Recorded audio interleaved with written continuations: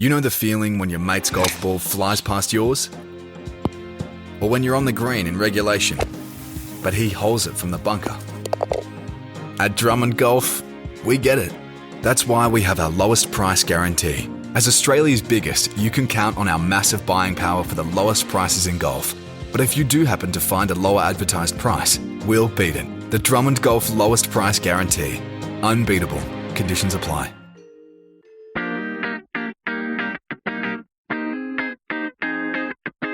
Hello and welcome to episode 85 of The Thing About Golf, Golf Australia magazine's ongoing attempt to answer the unanswerable question, what is it that hooks people on this wonderfully infuriating game? Rod Murray's my name and I'm joined on the line by my colleague John Huggan today for a quick introduction to this week's episode. Huggy, welcome. Tell the listeners who your guest is and why this guest is of interest to those of us with an interest in the game. Well, he's the first knight of the realm, I think, that we've ever had on the Thing About Golf podcast. I'm assuming he is anyway. Sir Michael Bonallack, who I think that it's safe to say that Michael Bonallack, I think he knows anybody and everybody in golf, just about. He's as close to 100% as anybody would be, I think. Well, so give us a bit of his history. There will be some listeners, some of the younger listeners who won't have heard of Michael Bonallack. We, of course, or my generation knows him as an administrator, but a fabulous player as well. Yeah, he might be he probably is the best British amateur of the last 50-odd years, certainly more. He won the British Amateur 5 times, played in umpteen Walker Cups, captained the Walker Cup. He was secretary of the Royal and Ancient when he finished playing for, I don't know exactly how long. Then he was the captain of the R&A. He's been president of the English Golf Union. He's won just about everything that you can win, certainly on my side of the Atlantic. He never won the US Amateur, but he played in a winning Walker Cup team, which is not, which was unusual. Back in 1971, they won it at St Andrews, which was the only time GB and I won the Walker Cup between, I think, 1938 and 1989. Wow. He was a remarkable player. Not what he would be the first to tell you wasn't the best ball striker ever, but my goodness, when it came to getting the ball in the hole, there was a few better than him. Well, they're swinging the golf club and they're playing golf, aren't they? Isn't there, Huggy? And they're two completely different things in some ways. Yeah. Probably best known, as I suspect, by most of us as the secretary of the R&A, and really guided the organisation in the Open Championship in particular through a very, very, what could have been a potentially turbulent time. Probably the biggest growth in the commercial aspect of golf we've seen. Not an easy time. No, and he was a real figurehead type. I mean, he was the right guy, as you just said, at the right time for the R&A. The Peter Dawson came along afterwards and was more of a businessman first and golfer second than obviously Michael was, and he carried through the split between the Royal and Ancient Golf Club and what is now the R&A that runs the Open Championship. But Michael was he's one of these guys. He's 88 now, by the way, and still living near St Andrews, and one of the nicest people you'd ever meet. I'm not going to give too much away here, but I played with him in a tournament when I was 18 years old, a thing called the Hampshire Hog, a one-day event with 2 rounds. He went on to win it. It was at Northants Golf Club in the south of England. It was a moment that will live with me forever because I stood on his pipe and broke it into a number of pieces. And to his credit, he forgave me for that, and has never let me forget it, though. You great galoot. What a wonderful memory. He's a man of great dignity, isn't he? And that comes through in this interview. And importantly, you mentioned there he's 88. Not that there's been any shortage of material written about Michael Bonallack, but capturing these things is important, isn't it? Because let's be honest, he's closer to the end than the beginning. Yeah, and he's such a modest soul. It's always been difficult to drag things out of him. I went to his home to record the podcast, and we did it in his front room.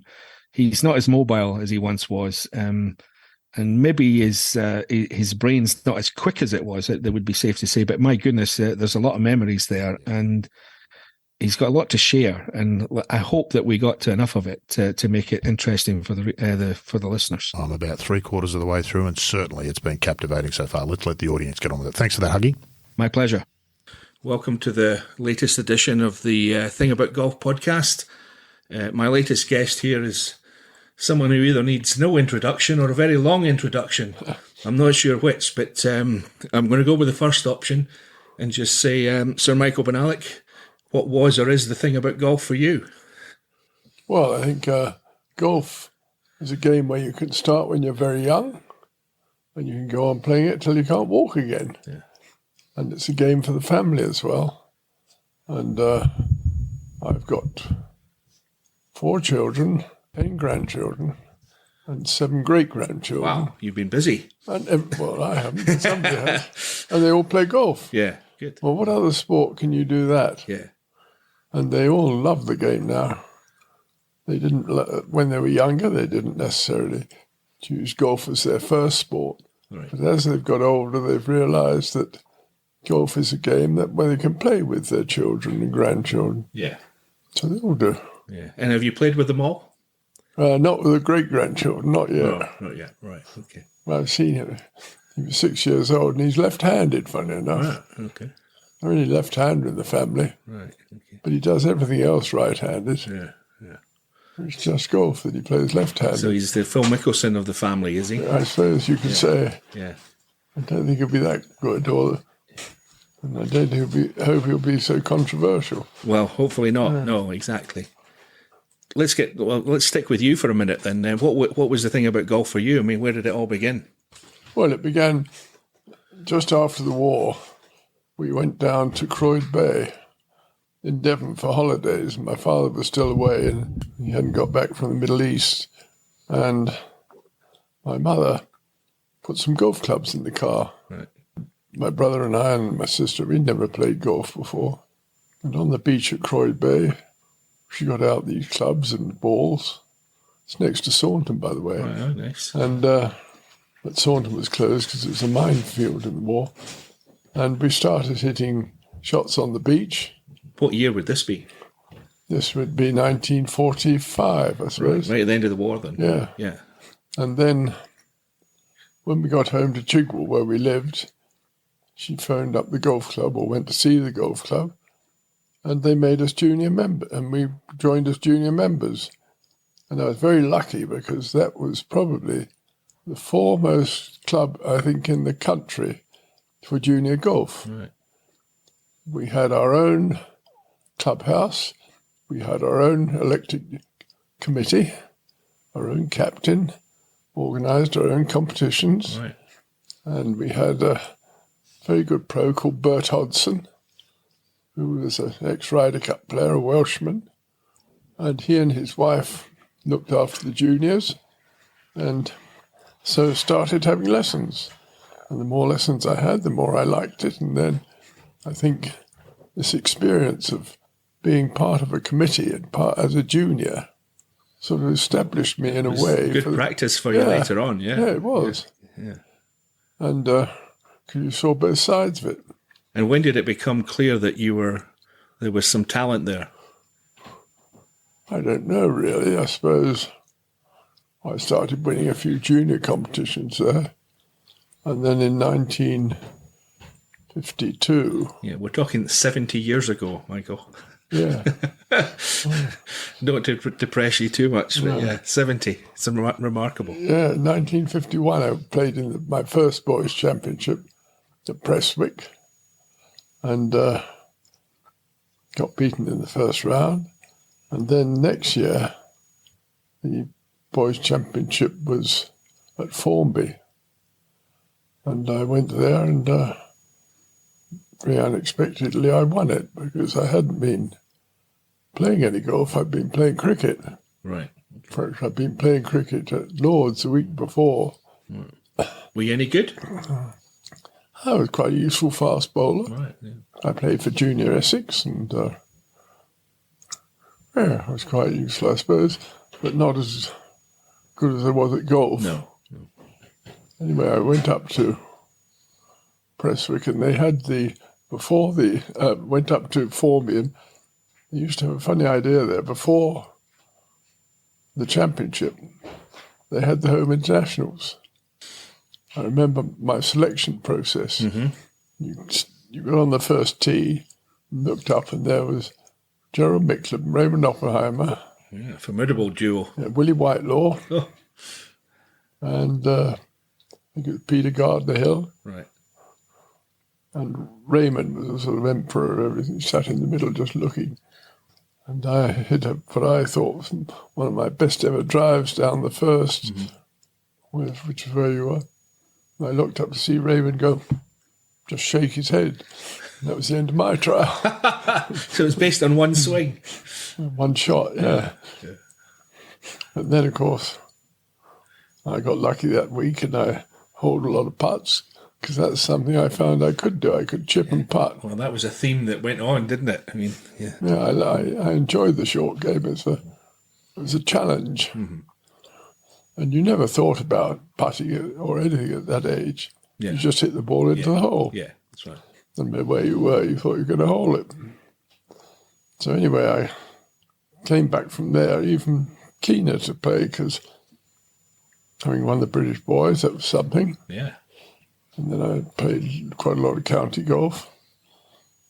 In 53, funny enough, I was drawn against Gerald Micklem in the first round of the amateur at Birkdale. And what was that like? Because he was quite a, well, he was like God in amateur golf at that point, wasn't he? Yeah. I think I was something like 3 up after 10 holes, but eventually lost.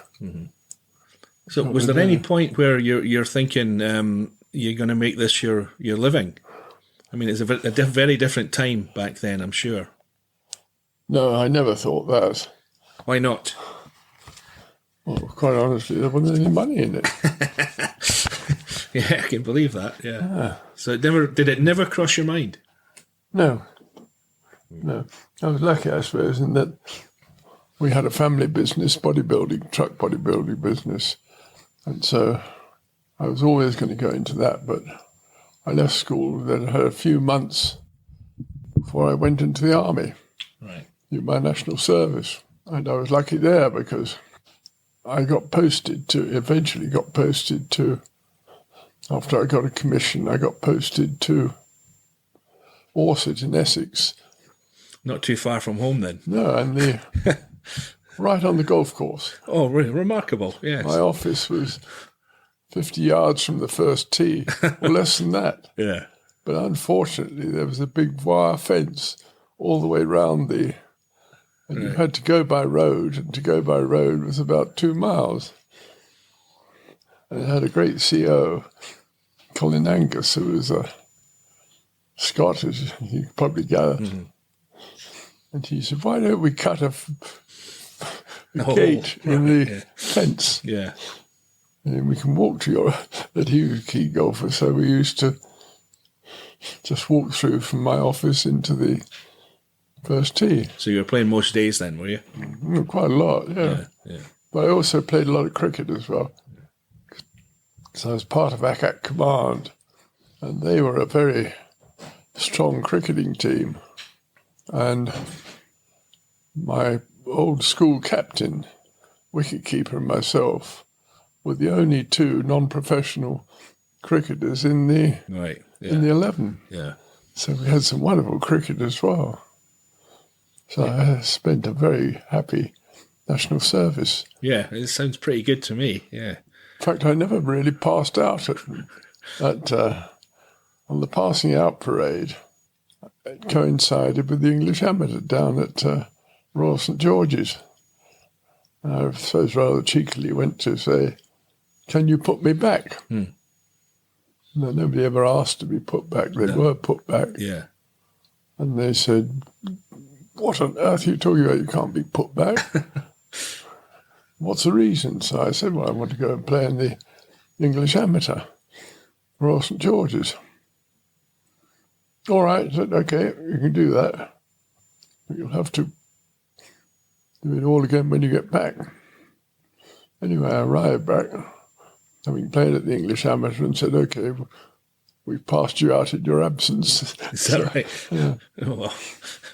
So I never actually went on the passing out parade and had all that shining of shoes and parade and hours and hours of rehearsals.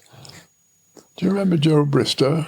No, I don't know. Oh, he was boy golfer at the same time, and he was there as well.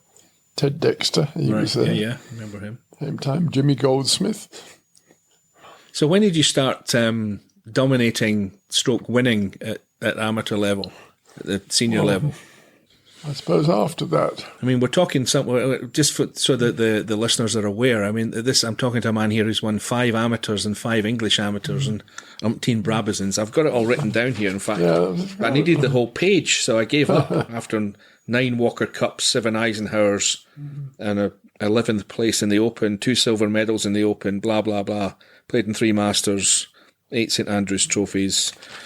I think that's enough for the moment. We'll come to more later. After the boys' championship, while I was still in the army or just coming out of the army, I went and played in the youth championship they used to have at Panel in Harrogate, and I lost that on a playoff to Brian Stockdale. So again, that sort of whetted my appetite.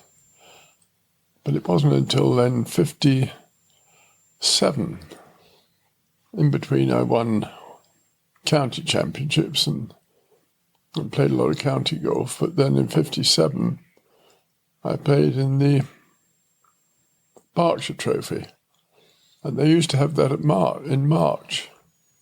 And it was very cold and pretty wet, and of course played very long.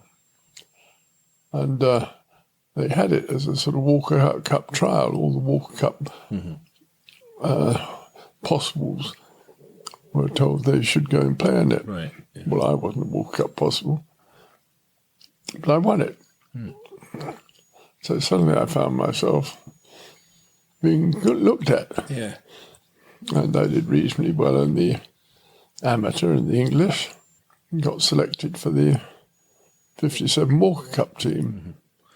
I don't recall you got many games in that Walker Cup, though, Michael. You didn't get many games. I didn't hit a single shot. It was 4 36-hole singles and 36-hole foursomes. Yeah. And I still don't think they thought I was that good a golfer. Well, this was Gerald Micklem, wasn't it? Yeah, he was captain. Yeah. And Raymond Harper was chairman of the selectors.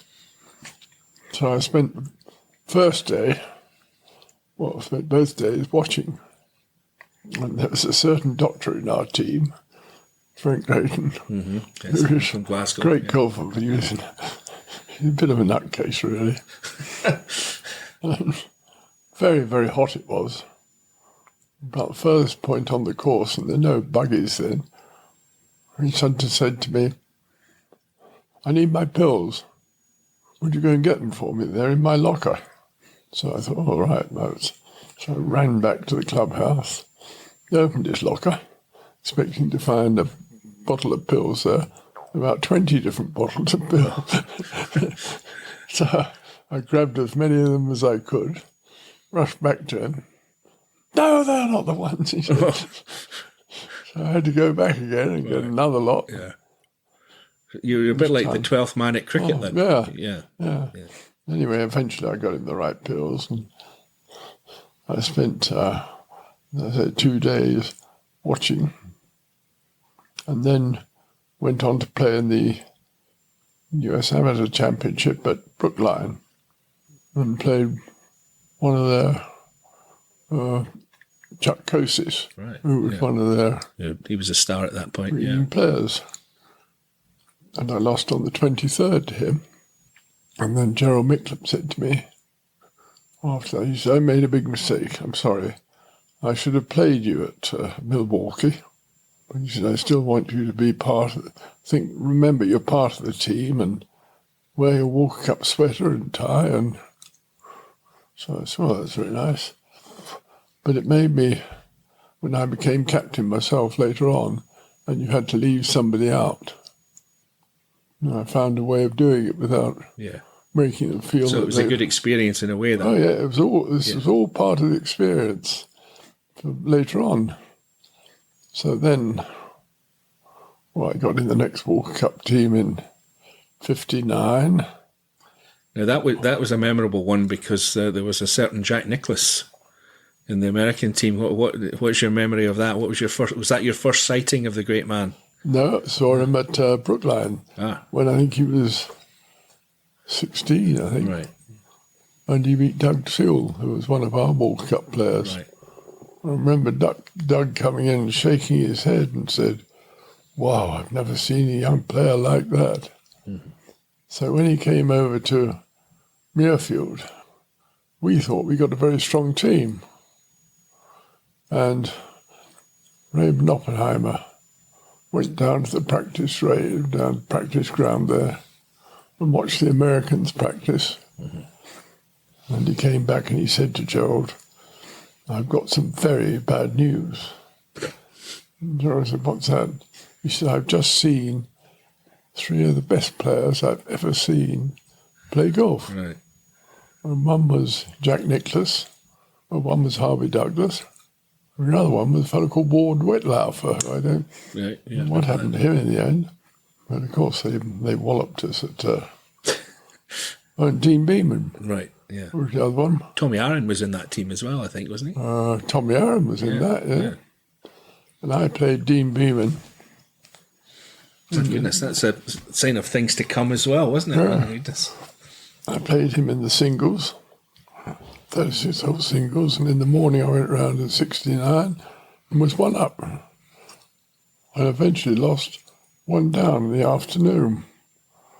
But that, again, gave me I realised where I got very impatient on the 17th, waiting for my second shot. We were all square. And I was debating whether to hit a 3-wood and go for the green, which in the end I tried to do and topped it. And went at the cross bunker and lost. Right, yeah. That's the last place you want to be, is those big bunkers, yeah. So that was the end of me in 59. Yeah. Did you ever, at this point, Michael, did you ever need sort of, you've always been very modest, but did you ever need sort of convincing that you were competitive at whatever level? I mean, you were winning all these things, but well, I wasn't winning much then. Yeah. No, I knew I was competitive. Yeah. But I knew probably I hadn't got the right technique for it.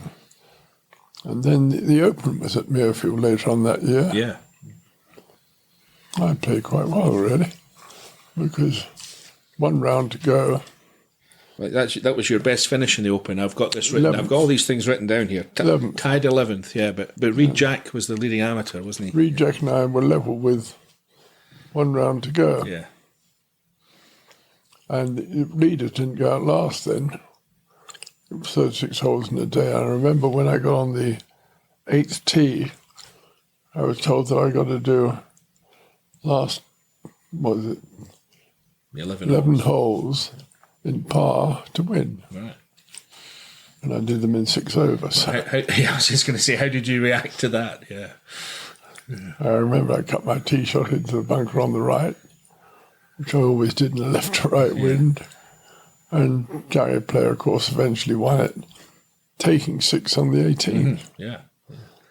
His famous white suit he wore at the presentation. It was that, well, I can't remember wearing a white suit. I remember him playing in black and white at St Andrews. Yeah. 1 white leg and 1 black leg. And yeah. It was attention-seeking at its best, I think. Oh, yeah. Later that year then, in 59, was it 59? I got the semi-final against Joe in St Andrews. This is Joe Carr. Yeah. He was your big rival, I would imagine. Yeah, and he was a fellow I really admired on the golf course because he went for everything and had a wonderful swashbuckling attitude to the game. Mm-hmm. Didn't think anything was impossible. Yeah. You were quite a contrast then, the two of you, in terms of your games, were you? We were, yeah. Yeah. But I remember in the morning round standing on the 12th tee, and I was 2 up. Which course is this? On the old course. On the old course, right. And I was just about to drive, and Joe Carr said to his caddy, and he said, "Where's the wind from, Andy?" And he said, "It's from the left." Joe. "Ah, good," he said. "He can't play in the left to right wind." He said that out loud. Yeah. And was he right? Oh, you're absolutely right. Yeah. Anyway, he beat me. And then in 1968, I played him in the final then. We'd got very good friends back then, had a lot of banter. Yeah. And we got on the first tee, and Tom Fotheringham was captain of the R&A and was refereeing the match. And he said, "Now, gentlemen, you can collect your clubs, and do you know what ball you're playing?" So I said, "Yes, I've got a Dunlop 65, number 6. Joe said, "You can't use that." So I said, "Why not?" He said, "I always use Dunlop 65's number 6, which I knew Yes. perfectly well." So I said, "Well, I'm not changing it, Joe. It's my honour. You'll have to change." "I'm not changing it." So anyway. I think you've sort of cleaned up the language here a bit, have you? At this point? Yeah.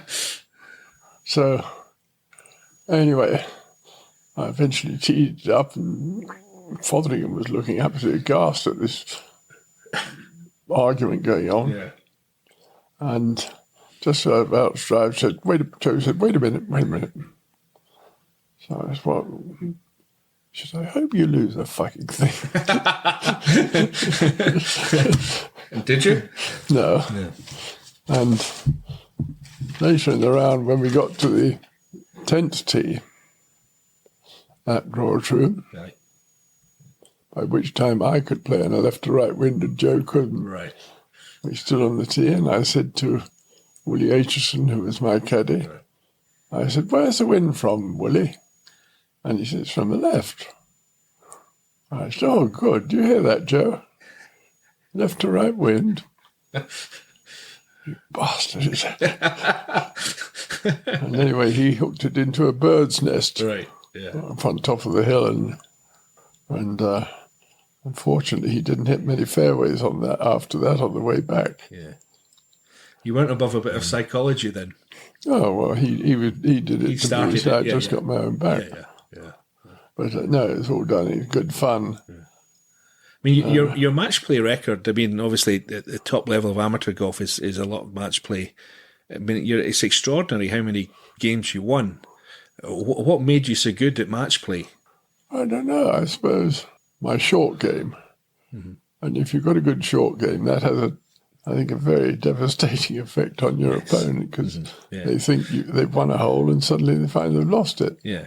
And I never considered myself out of a hole, really, until I was absolutely out of it. Did you win a lot of games that you, and you know, this is a terrible phrase, but that you should have won, that kind of thing? That I shouldn't have won? Yeah. Oh, yeah. Yeah. And very late on, my last amateur in 1970, I should have lost to Bruce Critchley in the semi-final of the amateur at County Down. And he hit when he was 3 up, or 2 up he was, and hit 2 gigantic hooks into the course and gave me 2 holes. And I beat him 2-1, when I probably shouldn't have won that match because my putting wasn't very good at that time. But nobody else seemed to know that I didn't like short putts. Well, you've told me this before, and I was always intrigued by this because you were such, obviously to win as much as you did at match play, you've got to be a great putter. And you regaled me with these tales of yips and all sorts of horrible thoughts. I mean, run us through that. Well, earlier that year, it was in 1970, when in the winter we used to play on temporary greens at Thorpe Hall, my home club. And I remember on this temporary green, I suddenly thought, I can't hold this on this green. And I missed quite a short putt. And that started it, really. And I got... So it starts in the head, doesn't it? Oh, yeah. Well, it starts in the head, but it's a combination of technique and in the head. Because all I used to think about when I was putting well, I used to visualize from behind exactly where I thought the ball was going to run to get into the hole. And doing that helped you, just made you judge the right pace. And then all I concentrated on was, I don't know how I took it back, or what the stroke was, but just making sure that I hit the ball exactly on the spot where I'd lined up. And that was what went. That sounds easy. Yeah, it should be. Putting should be easy. Yeah, in theory. In theory. And I think that's what Rory McIlroy, when he lost his putting, Brad Faxon told him just to go back to basics and just hit the ball. As you were when you're a kid, you don't think about it. You just hit the ball into the hole. You do. Yeah, exactly. Yeah. So that was something you learn all the time at golf. Yeah. At Drummond Golf, we understand your passion. Nice roll. And that's because every Drummond Golf store is owned and run by a local who loves the game as much as you do. Yeah, it's come off the face really well. Someone who knows where you play and what you need. Oh yeah, looking good. With Australia's biggest range and expert knowledge. Great. Now let's try that putter with this grip. So if you want to improve your game, see a local expert at Drummond Golf. I played Bill Hyman in 2 finals running in 69 and 70. And I was putting really well in 69 when I beat him at Hoylake. And then we came to County Down, and I really wasn't putting very well, but he didn't know that. He still thought I was putting like I used to putt. Yeah. So he was giving you things that you didn't fancy. Oh, Yeah. And then I was 3 down with after the 16th in the morning round. And then I did finish with 2 birdies. I went into lunch 1 down. And after lunch, I jerked in a 12-footer on the first hole to win it. And I think he was probably just tired and mentally tired. And he just packed up. Really? He couldn't hit a shot. And I won 8 and 7. Oh. I didn't want to skip over too much of your Walker Cup career, but I do want to talk about the 1971 after there was a draw in 65, I know, but you hadn't won. GB and I hadn't won since 1938, I think it was. No. And I did a story on this. I think I talked to you for it about 18 months ago. And I also talked to Vinnie Giles, who you're smiling already. I think you know where I'm heading with this story. And he told me that the one piece of golfing memorabilia that you can find in his house is the flag stick at the road hole. Yeah. Tell us why he's got that on prominent display. Well, in the singles, I was all square with him playing the 18th. And he hit his second shot into the road hole bunker. And I hit it past the bunker on the left. Right, yeah. Which left a fairly straightforward Which is not a bad putt spot. back. Yeah. And then he came out of the bunker and went down onto the middle of the road. And I putted up to about 4 feet. Yeah. So you're looking good at this point. Oh, regular. Yeah. And then he took a wedge off the road, and I thought, and he thinned it. And he hit the flag stick halfway up and went straight down it into the hole. Right. And I missed my putt, and he won 1 up. And they gave him the flag stick after. Well, he told me that Keith Mackenzie took it to Augusta. Took it to him. Yeah. So, what were your thoughts as the ball went into the hole? Can you remember, or can you repeat it? No, I can't repeat it. Yeah, I'm not surprised. But still, that was a great week, wasn't it? I mean, an amazing occasion, I would have thought. Yeah, You must have been quite emotional at the end of it, I would have thought, were you?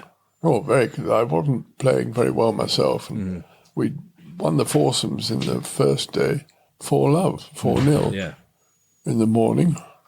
And then we had a terrible afternoon in the singles and we finished up behind. And I thought, now how on earth are we going to get them to start all over again and forget what happened in the afternoon? So rather stupidly, I suppose, I rejiggled the foursomes. Yeah, I remember that was quite controversial at the time, wasn't it? Yeah. Yeah. But it had the effect because it made people start all over again and forget what had happened in the afternoon. But we were still trading with singles to go. And I was out front with Vinnie Giles, with Lanny Wadkins. Mm-hmm. And You must have been about 5 holes ahead by the end. When we finished on the 17th green, the second pair behind us were on the 13th green. Yeah, I believe it. Yeah, He didn't hang about, Lanny, did he? Oh, no. No. And anyway, I then waited by the 17th green because I could see the scoreboard there, and I knew they were all coming round, and sure enough, they came round, and the scoreboard got better and better. And I remember Warren Humphreys holding a long putt on the 14th against Steve Melnick. And so everything began to flow in our direction. I think your psychology certainly worked in Warren's case, because I talked to him, I guess, for that story, and he told me just how pissed off he'd been that you'd left him out the day before. Yeah. Yeah, and that made him, he was up for it, Yeah. So then we got to David Marsh playing the 17 famous shot against Bill Hyman. And he hit this magnificent drive, and then he hit a 3-iron right into the middle of the 17th green. And at the same time, Roddy Carr holed right across the 18th green, right, which meant that we'd virtually won the Walker Cup. Yeah. And that was certainly a very, very emotional time. Were there a few tears shed? Oh, I think all the team were. Yeah. But and a few shandies drank at that evening, I there were a believe. few. Well, Tip Anderson was one of the caddies. Yeah, of course. He helped us. But Warren told me the story that he got into the car the next morning with you and the Walker Cup, and you were supposedly heading to Carnoustie for the amateur, and then you'd driven about 20 minutes before you both realised that you didn't know where you were going. I don't remember this. I've been to Carnoustie a few Well, yeah, times. but he claimed that you didn't know the way, so I'm sure that's changed over the years. But there was a certain golf writer who, before the Walker Cup, We're talking about Ben Wright here. Yeah. You can name him. Yeah. wrote us off. And he said, if GB and I should win, I'll gladly jump fully clothed into the smoke and burn. And when we did win... You went looking for him, did you? No, I didn't. All the caddies did. Oh, right. Okay. And they were all outside the press tent waiting for him. And he cut... had ropes on the bottom of the press tent then. And he cut his way out through the ropes, running for hell back to the Old Course Hotel. So they didn't get him. Yeah, it's a pity. Yeah. But, so how would you sum up your career at Walker? You must have seen some great players. I mean, Nicholas is the perfect example of great players on the way up. Oh, yes. I mean, who were the best of them? Well, Nicholas was certainly the best. That team, there was Nicholas, there was not Crenshaw, Tom Kite. In 71, Tom Kite Tom Kite and Lanny Wadkins. I talked to both of them for that same story that I keep referring to, and they still can't believe that they lost. They're still perplexed by that. They couldn't believe it. You know. I think the Americans had an elderly captain called John Winters. Yeah, I don't think Lanny went off the record, which I can sort of mention here, that I don't think he was too impressed with his captain. Let's leave it at that. Yeah. No, and I made, in practice rounds, making all our team practice pitch and run shots. Yeah. And he kept on telling them, use your wedge, that's what you use at home, use your wedge. Yeah. And of course it doesn't work at St Andrews when the wind's blowing. And no, I don't think they were too impressed with him. I was going to touch on this because we're talking about the old course. I mean, they just had the Open there this year, and they're basically reducing it to pitch and putt these days at the top level. Yeah, I mean, every course. But it's particularly noticeable at the old course because you can refer to it all through history. I mean, how do you feel on the on the way the game is now at the top level Well, compared with what it was. I think it's sad in a way because you don't get the same variety of shots that you used to get. Mm-hmm. But on the other hand, although the golf courses all look very similar now, and they attack them in exactly the same way, when the pressure gets on, you still get some extraordinary finishes, and it's the pressure that counts more than anything. Yeah, the game still wins in the end. The game wins, yes. And, okay, they do low scores at St Andrews, but I don't mind them doing low scores as long as it's the best players that come out on top in the end. Mm-hmm. And I think you've got wonderful examples now, and people like Rory, who I think is a tremendous player and very sensible. Mm-hmm. He's taken a sort of elderly citizens' advice. Yeah, at a very young age. Yeah. He's chairman of the Players' Committee, and he and Tiger seem to have hit it off together. Mm-hmm. And Tiger has mellowed a lot. Yeah. He's probably one of the best players I've ever seen. Mm-hmm. Either he or Huggan or Nicklaus, I think the three are arguable as to which was the best out of those three. Yeah. I mean, you would see when you were secretary at the R&A, you would have seen the beginning of Tiger towards the end of your tenure there. What were your thoughts on him when he came along? Well, first time I saw him was when he came to the Walker Cup. Right, of course. At Porth Call. Yeah. And he had this reputation for being enormously long. Mm. But he was a strange fellow. He didn't mix much with their team. And nobody really knew him very much. Mm. And then he played Gary Wolstenholme.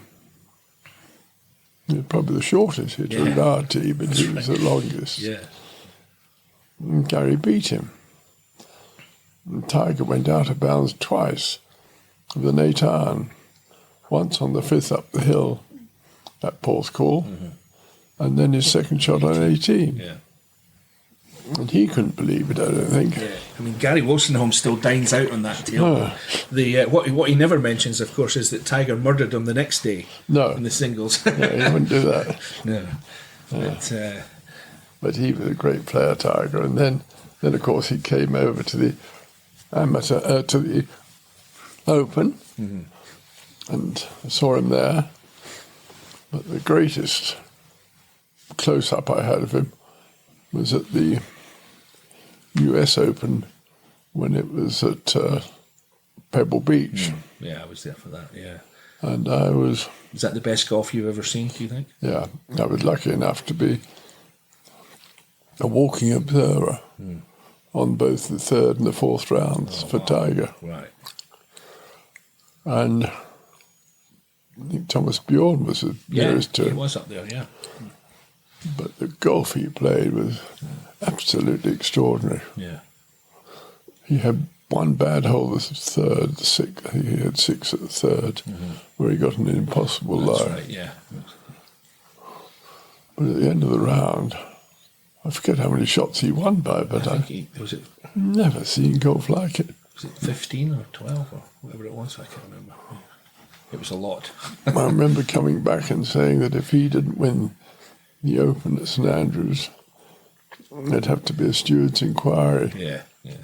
Well, he won it by 8, I think. Yeah. Was he better than Nicklaus, in your mind? How do you rate those two? There's a perennial argument about who's the better. I think it's always difficult to compare one generation with another. You can only beat the people you're playing against at the time. And they were both outstanding in their own generation. I think Ben Hogan was probably one of the greatest golfers I've ever seen. And Nicklaus and Tiger were more or less up there with him, but for pure repetitive perfection, Hogan was probably the best of the lot. Yeah. He always used to say that putting was a separate game entirely. Yeah. for him. Yeah. He wasn't that good at it. No. When I played with him at the Masters. Yeah. But they'd heard this. I'd heard this reputation he got of being a very difficult man to play with. He didn't like talking, and he didn't like you talking to him. But we had a hold up on the fourth tee at Augusta. Pat Ward Thomas introduced me to him on the practice ground. Right. Because Pat was quite a good friend of his. Yeah. The media were allowed on the practice ground? My goodness. Yeah. Well, he was behind the ropes. Yeah. And Yeah, we can't get anywhere near the practice ground these days, but that's another story. Yeah. Can't you? Well, we're way back in the stand somewhere. Yeah. The practice ground used to be, as you came up Magnolia Drive. Yeah. It was on the left. That's right. Yeah. It's different now. Yeah. Oh, yeah. And I remember he came out to practice, and the practice ground was fairly full. And I was down the far end, trying to keep out of the way, and I suddenly heard this sort of commotion going on. And I realised that the crowd were all moving down towards me, not to watch me, but there was Huggan walking inside the ropes down right next to where I was. Right. And that's when Pat introduced me. But every single player on the practice ground stopped practicing. Right. And they all came down. Just to watch. Just to watch. Yeah. And he had this white-faced, because you had to take your own golf balls with you then. Yeah. Caddy bag. And caddy emptied out the balls by his tee. And then Huggan said 90 yards or something, and the caddy paced out 90 yards. Yeah. And he had put the practice bag down in front of him, this white-faced target. And he had a towel in one hand. And Huggan started hitting shots. And the caddy just stood there, towel in one hand, caught the ball, wiped it, put it in the bag, wiped it, put it in the bag, never moved. Wow. And then Huggan would go like that, and he'd go back another 30 yards and went right the way through the bag. Yeah. And right at the end, he was hitting drivers. The caddy actually had to move a few yards to either side to get the ball. Yeah. And he finished practicing, and everybody cheered as if he'd just won the Masters. Yeah. Extraordinary. Was the noise impact different? Oh, it was different then because you had the persimmon heads. Well, of course, yeah. You didn't have. But was he different from everybody else in terms of? All the good players make that different noise. Yeah. You can tell when they've hit a good shot because it's a crack rather than a dull thud. No, he was perfection, I think, as far as striking the ball goes. Yeah. But when he stood over a putt, his hands started shaking. Really? You could actually see them shake? Oh, yes, and it went off with a jerk. Yeah, it's no good at Augusta. Although they were a lot slower back then, the greens. Oh, yeah. They were still pretty quick. Yeah. But they certainly aren't anything like the speed they are now. Yeah. At this point, Michael, you're sort of at the top of the amateur game. How did your best golf compare with the best players, the best pros? I could hold my own with them occasionally on, if you take one round out of four or something, I might hold my own. But when it came down to the real pressure at the end, that's when you knew how good they were. So what was the difference then between you and them? Well, I think it's what they're doing all the time. Mm-hmm. And they're doing it for a living, and they've been through this pressure so many times that it becomes second nature to them. And I got quite close in 1968 at Carnoustie. Mm-hmm. I think I was third with 1 round with 9 holes to go there. And again, Gary Player won there. Yeah. And I'd gone out in 34, and then I plugged my tee shot in the top of the bunker on the right-hand side of the fairway. 10. Yeah. Right, yeah. And I took 7 there and came back in 45.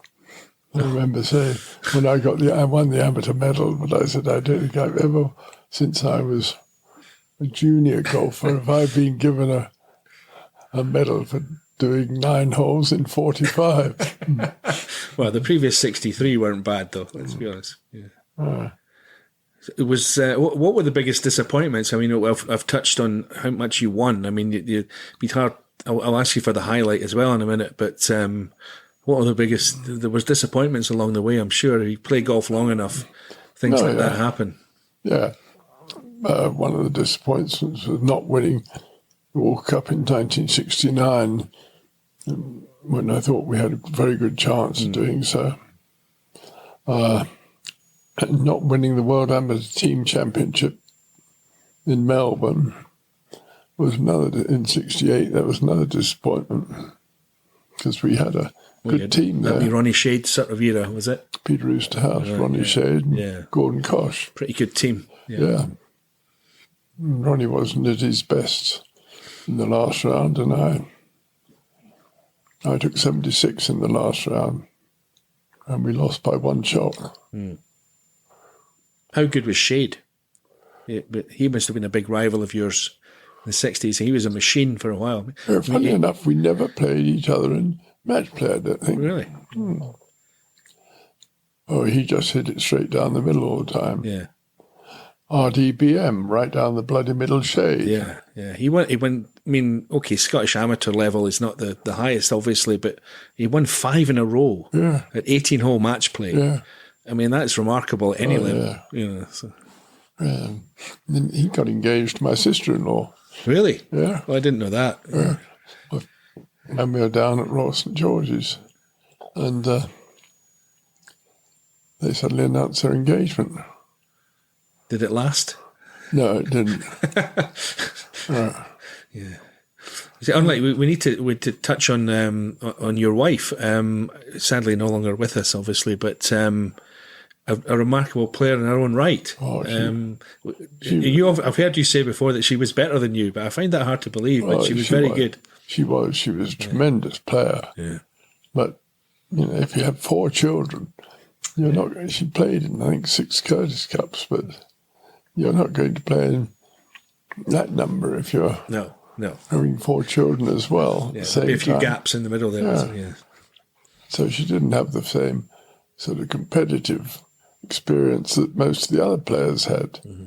But as a striker, she really was superb. Mm-hmm. Did she hit the ball better than you? Oh, yeah.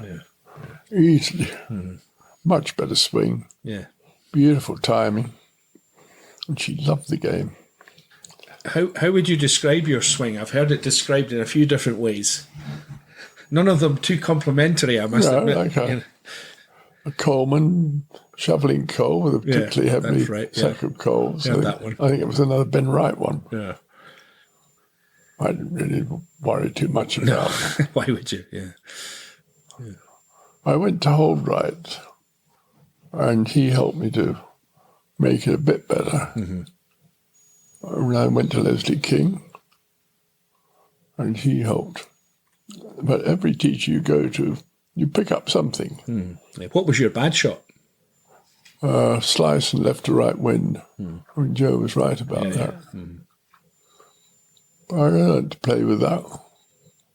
And luckily, after I retired, I played quite a lot of golf with Henry Cotton. Mm.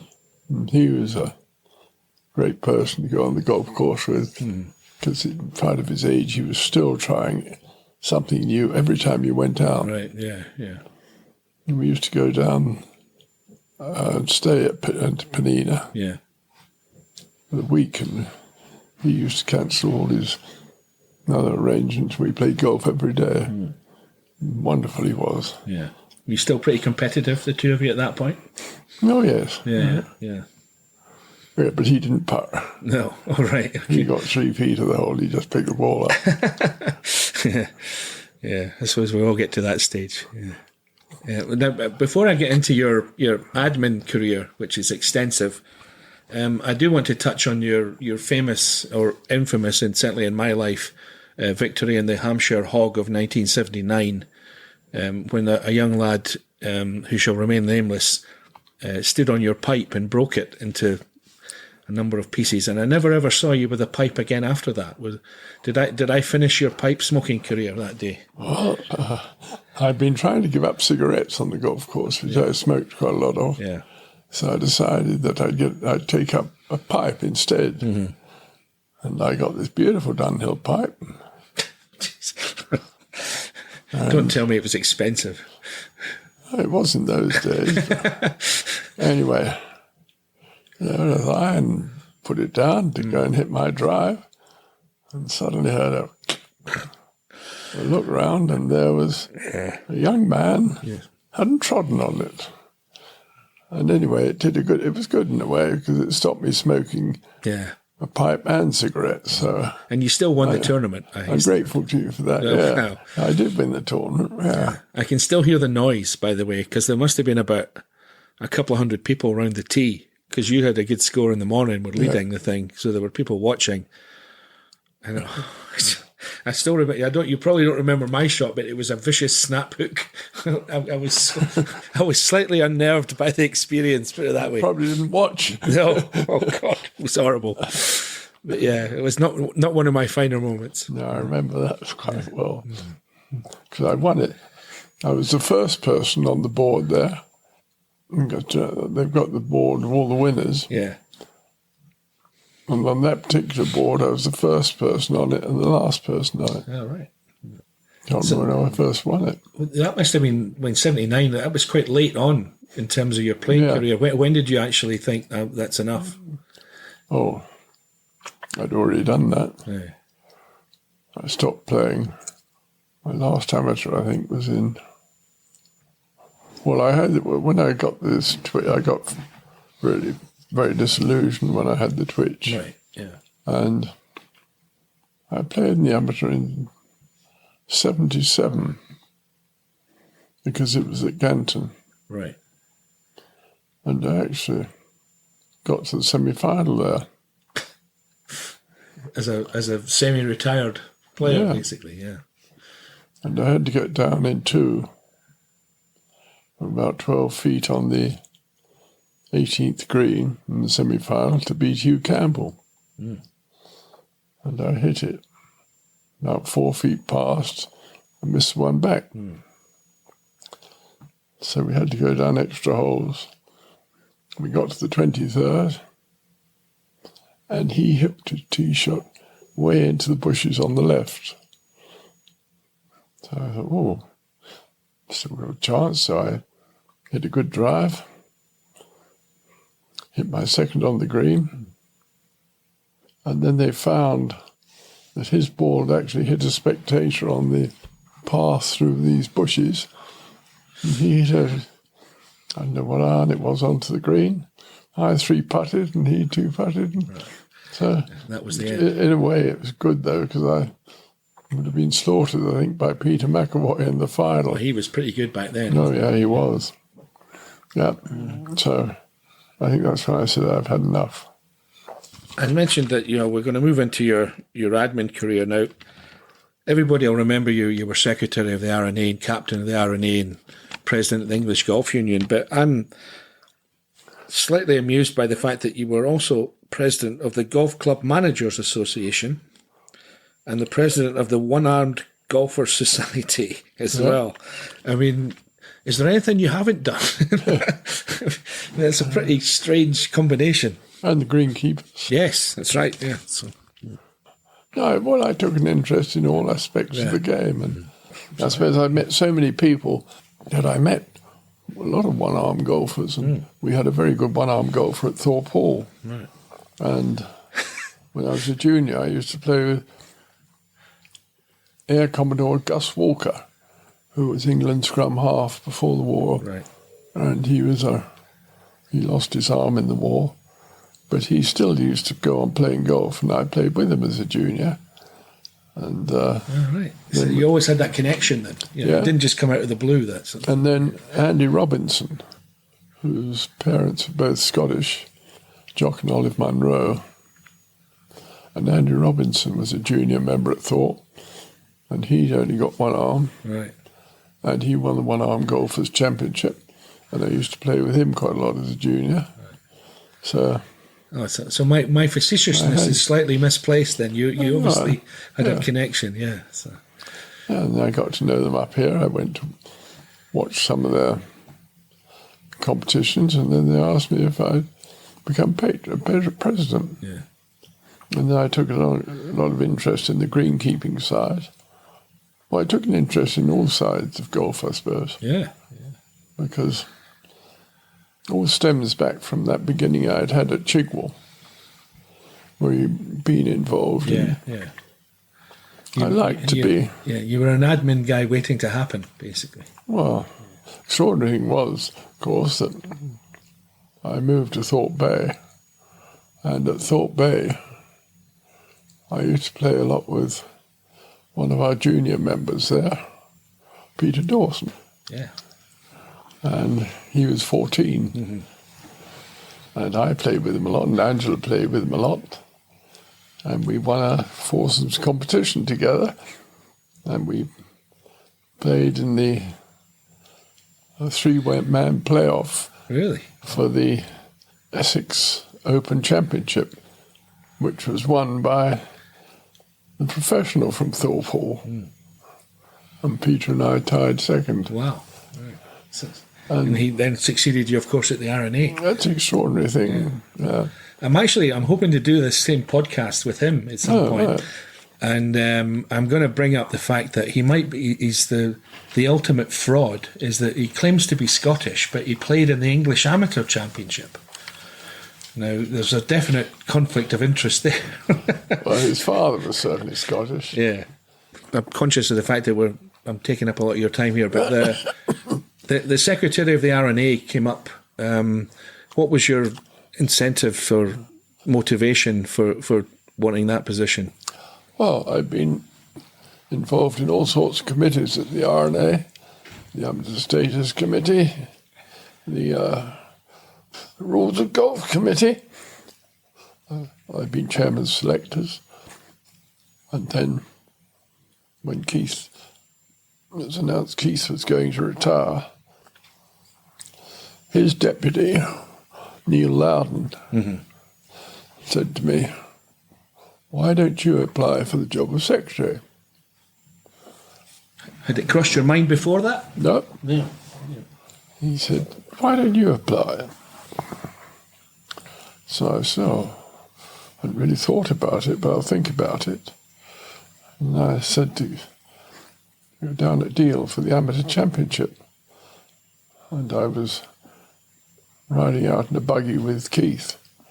And I said, "Keith, somebody suggested I should apply for your job when you retire." "Good," he said. I said, "Do you think I could do it?" "Standing on your head," he said. So I thought, well, that comes from him. So I thought about it, and then Colin McLean rang me up. He was chairman of the General Committee, I think, at that time, and said, "I hear you're interested." I said, "Yes." So we then went through this selection process. Had to go down to London to see a industrial psychologist who put you through all Really? sorts of questions. Yeah. For example? Well, I can't remember them all now, but it was very clever the way they did it, because they ask you so many things and you give all these answers. And numeracy as well is one. And at the end of the test, he said, "Have you got any questions for me?" So I said, "Yes." I said, "When you ask all these questions, how do you know I'm giving you truthful answers?" He said, "Because all questions are framed in such a way that if you give a wrong answer, it'll come out later on in another question that I've asked you." Interesting, yeah. And I thought, A good job you were an honest soul then. So anyway, we got down to this final process, and then I was invited up for a final interview. Funny enough, at that time, they were worried that Angela might not fit in Oh, really?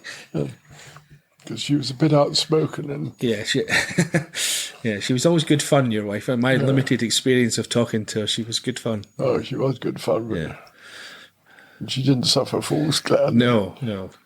Anyway, they thought that, okay, she'll be all right. But I had this very difficult task of one of the other people was George Wilson, who was Keith's deputy. Yeah. And I knew he'd be bitterly disappointed.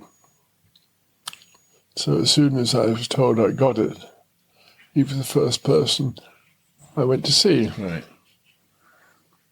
And I said, George, I realise you must be very disappointed not getting the job. Disappointed, he said. I'm absolutely bloody relieved. Really? Yeah. He said, I was dreading I might get it. He said, I didn't really want to do it, but I felt I should do it. And he said, I promise you I'll be a great deputy for you. Yeah. And he was. He was a tremendous fellow. What were the big things that happened during your tenure? I mean, the Ping Grooves thing always comes That up. was a nightmare. Yeah. Yeah. Because I remember I was at the Walker Cup at Peachtree when you were served with the papers there, weren't you? Yeah. Yeah. No, that was a very, very uncomfortable business because we were arguing about how do you measure the width of a groove. Mm-hmm. The way he wanted it measured was you could round the edges of the groove off, Yeah. and it was where the groove came up, not where it finished. Yeah. It was all minuscule, wasn't it? I mean, Oh, yeah. but he was a genius, Solheim, wasn't he? Oh, he was, and I got on all right with him. Yeah.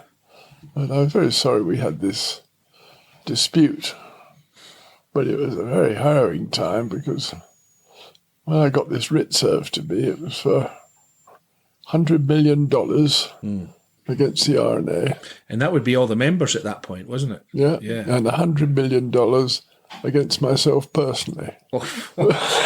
Did you have that handy? No. No, I didn't.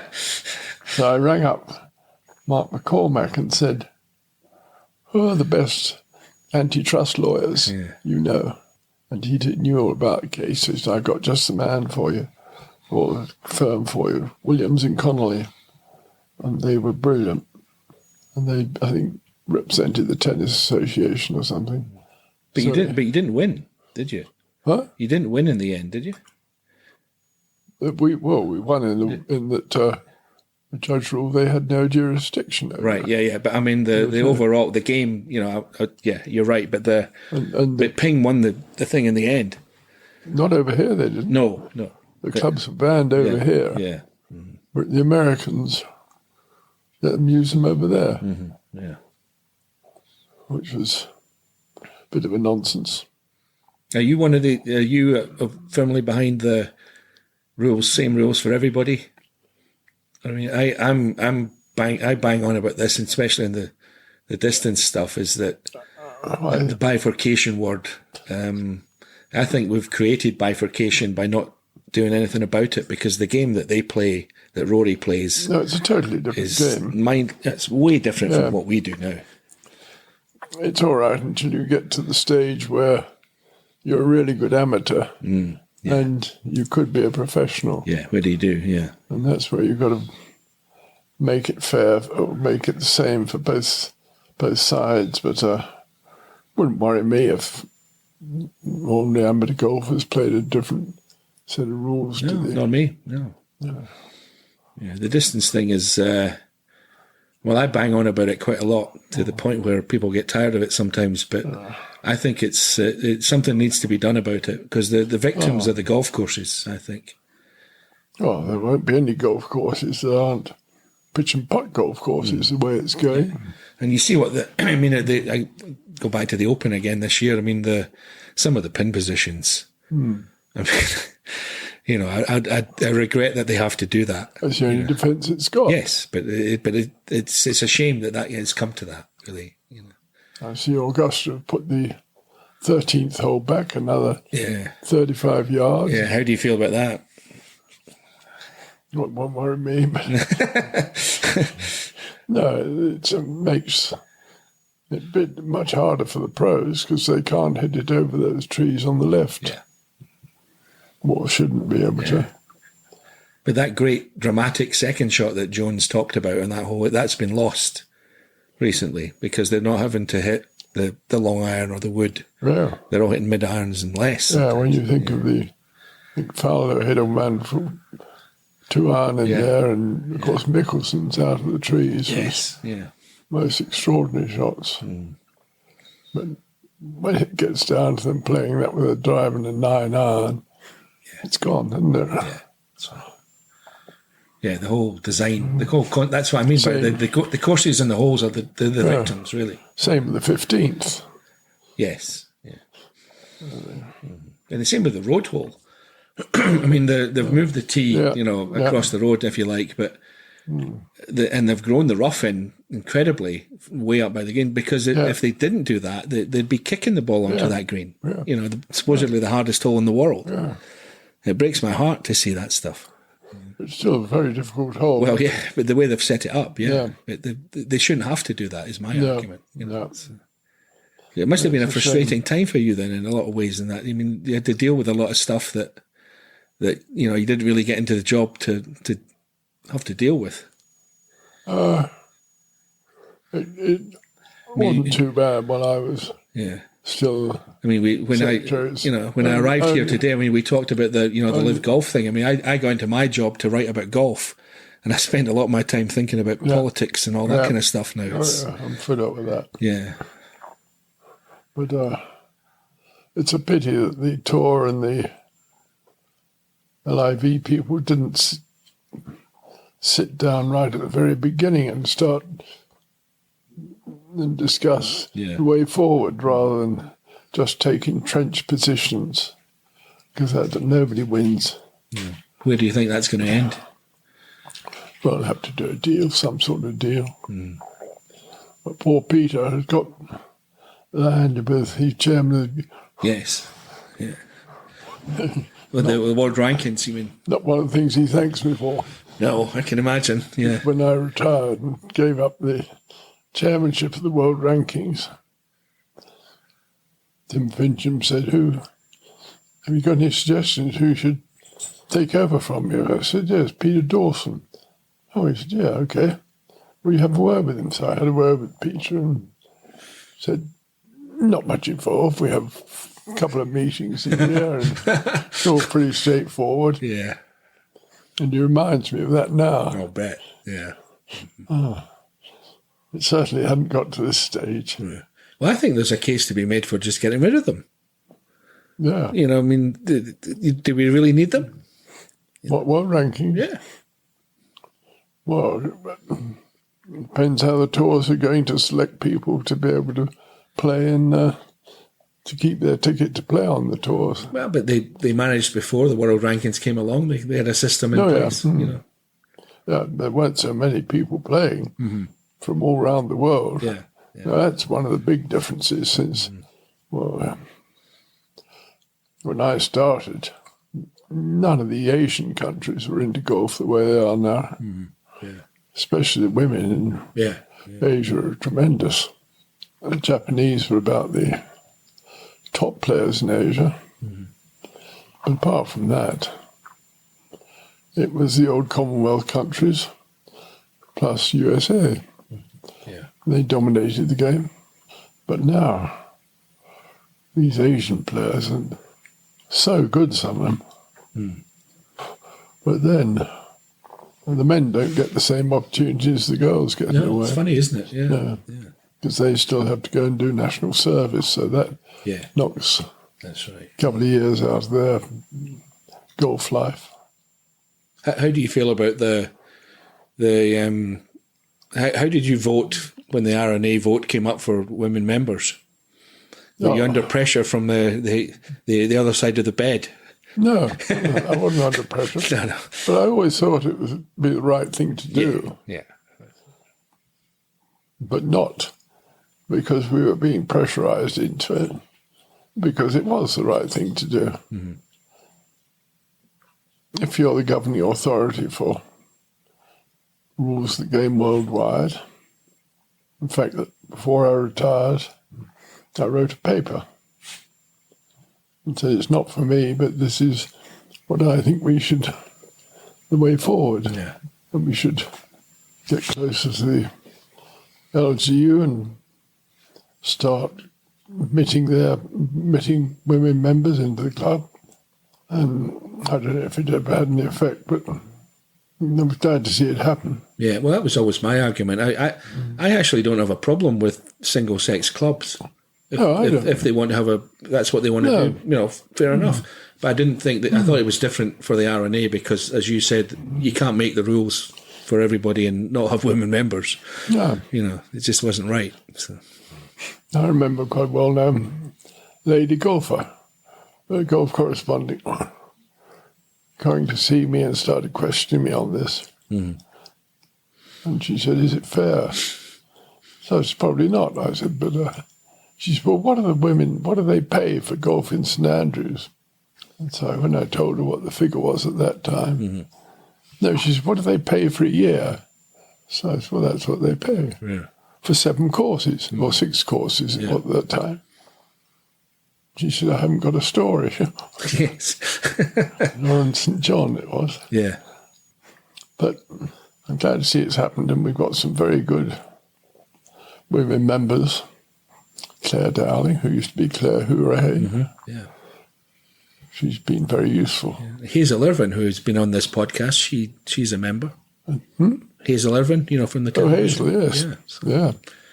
Well, I think she was a good choice because she doesn't get very much involved in golf or any other sports now except snooker, I think. Yeah. Well, she lives in New Zealand. Yeah. She lives in New Zealand. Hazel Irvin? Yeah. She's married to a New Zealander.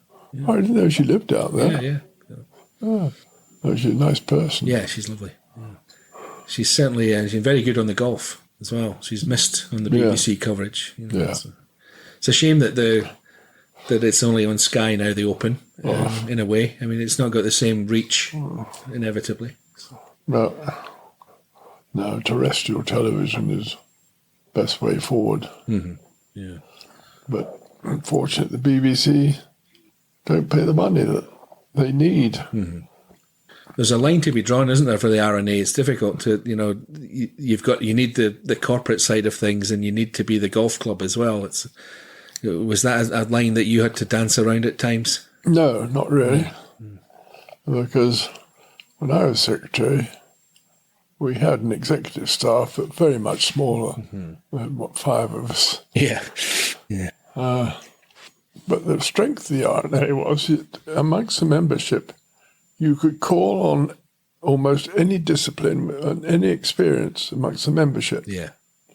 People who are willing to give up their time to help. And you can't buy this sort of experience. No. And so it was very much a case of the members were running it with the executive staff sort of helping, doing what they were told to do. Yeah. But the policies were set by the membership.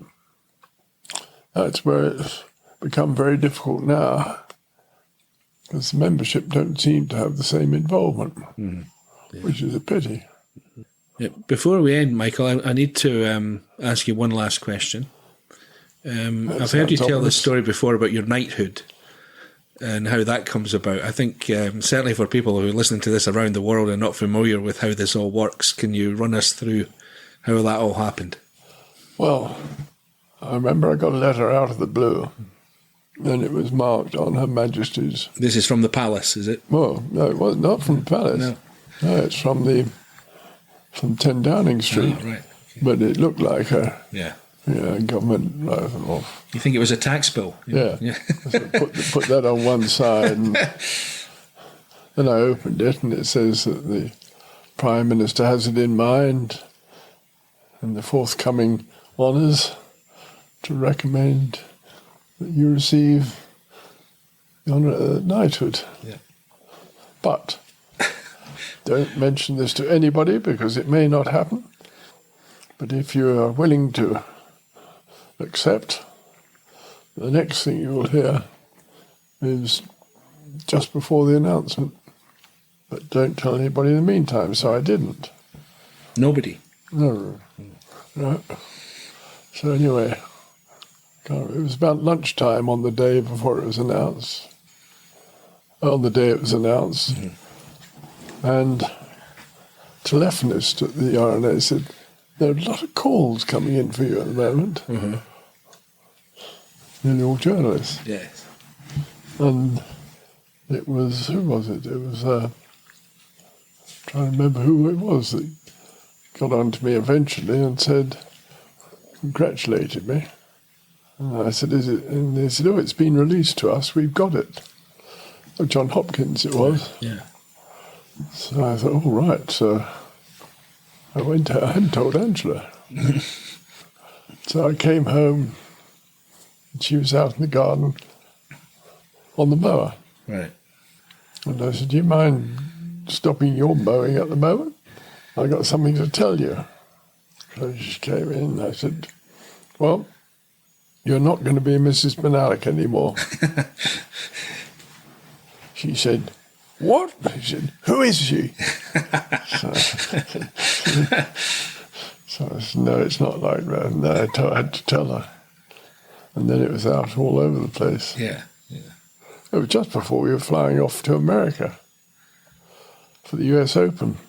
What year was that? Oh, what was it? 98. 98. Yeah, 98. And yeah, I've got here that 71 was your OBE. Yeah, 98 it was.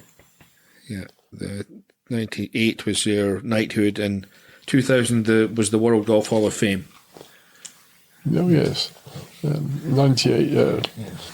So I arrived in America, and a lot of the RNA people were already there, and they had no idea. Yeah. News hadn't got there. Yeah. And what was it like? What was your visit to the palace like? Oh, it was a great experience. Was it the Queen? Yes, it was the Queen, yeah. But you're run through it and told exactly what to do and where to go and whether you bow or whether you... And what did she ask you? How's your putting? Or No, she didn't ask that. No, it's a wonderful experience, and the family go with you. I'm going to finish with the very last question is, and it's maybe a big question, maybe hard to answer given the breadth of your experiences, but what's been the most fun? It's all been fun. I think there's always something new coming up in golf, and seeing it, and whether it's players, whether it's events, it's all fun, and I still love watching golf on television and just feeling I'm still part of the game or have been part of the game. And it's been such a journey, really, with all the family. That's one of the greatest pleasures of all, that you're a family, are all players, and enjoy it as much as we did. Yeah. It's a great game. Well, I think that's an appropriate way to finish. Michael, thank you very much for your time. Well, thank you, John. What an extraordinary life in golf, and what a contribution to the game Michael Bonallack has made. And if you enjoyed that discussion, I think you'll also enjoy our next episode, when we're with John Huggan once again, chatting with two-time Curtis Cup captain and one of Scotland's finest women players. It's funny, I've probably come from a different point of view, and winning wasn't as exciting as I thought it would be, which is a strange one. I think losing drove me more, and I remember winning the Scottish at Machrihanish and not knowing how to feel. That's Elaine Farquharson, next time on The Thing About Golf.